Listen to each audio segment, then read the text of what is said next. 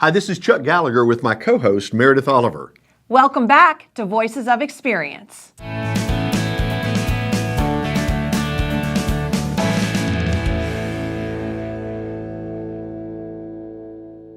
Hi, this is Chuck Gallagher with Voices of Experience, and I'm really honored today to have as my guest Steve Gilliland. Steve is a CSP and a member of the Speaker Hall of Fame, and I also will say a dear friend. Steve, thank you for being on VOE. Well, thanks, Chuck. Thanks for asking me. So I've got a couple of questions today. I know your career fairly well. I know that you have the dubious distinction of being able to go into sessions at Influence that I can't get into. That's the $1 million sessions. So yeah, I'm just aspiring to that at some point. But I'd like to ask you the question, and that is, if Steve Gilliland today could look back at Steve Gilliland when he started his career, what advice would you give to young Steve? The advice I would give probably centers around, and it's a sports adage when you hear people interviewed, especially coaches, and they'll say, you know, this week we focused on not letting the noise affect us. And I think early in my career, I let a lot of noise affect me. And what I mean by that is I let a lot of things that other people said and things that were very impressionable to me really steer me in a really big way. So what I'm saying is, if I was talking to the younger version of me, I would say, do your homework. Don't just take things at face value. Don't just say, gee, that sounds like a great idea. Let's dive in. And the reason why I'm saying that is there were a lot of things, and of course today we have social media, you know, when all of a sudden all of these things hit, there was a lot of noise, and there were a lot of people talking, and there were a lot of people that said, this is what you should do, this is what you shouldn't do. Thankfully, when a lot of these things come our way today, that's one of the things is I look at all the noise and I do my own homework, a due diligence, if you will, to say, let me do a little investigating, let me see how this fits. And Chuck, you've known me for a long time. Even when it comes to marketing, I look and see what the outside world is doing in marketing. I look at what a different industry is doing in marketing, and I see how that translates to what could be done in this industry. So I think sometimes I made decisions a little bit too quickly, and I made them based on what I would say a limited amount of information and a lot of noise. When I finish a program, immediately send an email to the person who has hired me. And it's not a thank you, the subject is quick question. Now, if I send Chuck Gallagher an email that says quick question, and I make it a quick question, you're going to go, oh, that's from Steve. He's got a quick question. And I simply ask them, are you a member of, and if it was an association, I'll say, in addition to XYZ association, are you affiliated with any other national, state, or regional associations? If so, I would love you to introduce me to them if you have contact information. It is a very quick, pointed question. Chuck, I get dozens upon dozens upon dozens of people that, you know, these clients will send me back a list and say, hey, I've had one recently that said, as a matter of fact, I'm on the national committee to select the speaker for blank. And I'm like, bingo. So again, it's a word of mouth thing. And that's the best representation that I have found. So is there anything about that? You send the email and you specifically ask that quick question, and that's what is helping to drive additional engagements. Exactly. And of course, there's pieces of that puzzle that all connect. So once we get, you know, these, we'll call them referrals or great leads from whoever this client was, there's a system to follow up with those too. It's not just an arbitrary, hey, gee, let's send them a one sheet or let's send them something with a cover letter. There is a process to engage that client, prospective client, and get into a conversation with them, which is sometimes more supporting word of mouth because there's a lot of testimonial pieces. And those testimonial pieces act as just one more way. Testimonial videos is something that we do.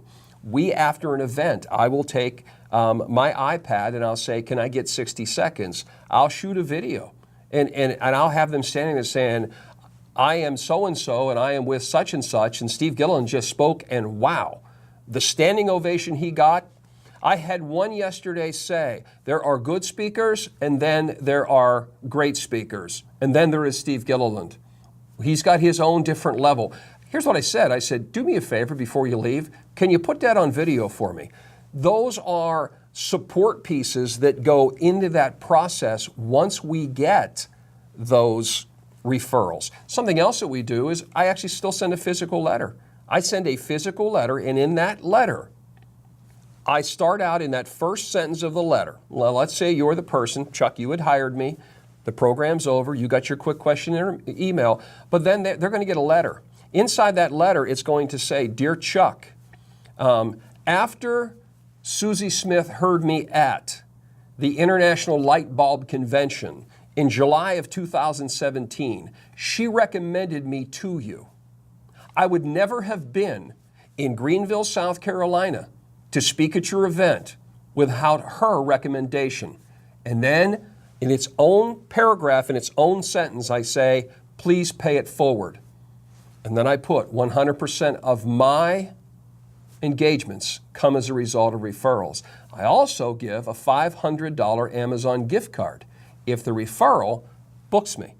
It appears to me, if I remember this correctly, at least part of the story, that you had offered for a group in Texas, you offered to speak for free, and it turned into a tremendous following and a lot of business.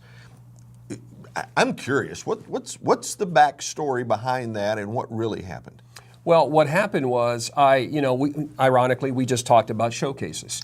And, you could go to a couple of speaker showcases, and a lot of speakers out there listening to this have done showcases. Sure. Well, I wanted to create my own showcase, not in the sense that what you just heard me say is, I want to create my own showcase. I didn't want to have an event where there was other speakers and me. Right, no other competition. But I thought I would go someplace that hired speakers, and I would offer it up for free. The only difference would be that I would leverage the fact that I'm going to do it for free, because remember, I have to start a conversation. I have to get them talking about me. There has to be word of mouth. I have 60 minutes to make that impression, or I have 2.5 days. The way I had 2.5 days was I said, I will come. Now, I knew I wasn't going to get a keynote position, and it was for a Texas association. I said, I know I'm not going to get a keynote position, but you've seen my video, you know who I am, and even if you don't, I will rock this place. Give me a couple of breakout sessions. They gave me 2 breakout sessions contingent on the fact I would be allowed to put up a 10x10 trade show booth on their exhibit floor.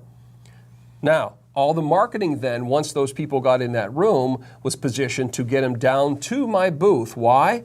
Word of mouth, conversation. Come, get to meet me, get to know the speaker. And guess what? I also happen to have my wife and my one son there. Connect, relate, family. And if I didn't connect with them on stage, my wife and son connected with him in that booth. I did that with that group. I have done that with other associations where I have said, I will go in. It's my showcase. I'm up there to get people that possibly hire speakers to see me speak and then come engage in a conversation. Is there an investment? Well, I had one association that said, we will allow you to speak for free. However, if you want to be a part of our trade show, you'll have to talk to our director of exhibits. When I got the price of what it would cost, I went, oh my. But then I said, but what if I don't? And the rest is history. I went, we purchased the booth space, I spoke, and I think, and this is a very accurate statement, I got 6 bookings as a result of speaking at this national association as a breakout speaker, but having a trade show booth. Marketing it's very expansive. I tell people sales, you got to have people that are selling you, you got to have people that are, but it's what you're marketing and who you're marketing to. Steve, you started off talking about word of mouth, and to some people, word of mouth may be simple. To you, it's a system. Because I just heard you say, and I really want to emphasize this for the people that are listening or perhaps watching VOE, is, well, word of mouth may be, I'm so confident in my abilities, I will speak for free in exchange for the trade show booth, so I have the opportunity to talk with people, creating the word of mouth, which gives me the chance that someone will actually book me for a fee. And that is a unique approach and goes back to what I know about you, which is a systems-driven approach to how you market yourself, with the skill that you've brought to the table with your speeches and being relevant. So I really appreciate you taking the time to be here on VOE. Oh, it's always an honor to be with you. I have a great time, and I just hope it helps. I mean, I've been doing this now for 20 years, and my heart says, hey, there's a lot of engagements every day that need a lot of speakers, and what we need to offer them is the best we can be. You know, the old saying, you know, on a scale of 0 to 10, where do you see yourself as a speaker? You got to get to the point where you're saying, I'm a 10, I'm a 10. Because they don't want a 7, they want a 10. So we just have to keep getting better and better at what we do, because there's so many opportunities for us to impact so many people. Well, Steve, I will say this to you. Thank you for what you do for NSA, because I know that not only have you spoken several times to the Carolinas chapter, but you've also spoken with other chapters, and there has never been one yet that you have presented to that hasn't walked away and said, oh my goodness, a wealth of information. If I were to implement 10% of what this man said, my business would grow. And when you and I first connected a number of years ago, you basically said to me, okay, here's what I do. Now, Chuck, most of the people that I talk to never implement it. So implement it, and it will change your business. And Steve, it has, and for that, I'm deeply appreciative. Thank you, my friend. And I'm glad it has.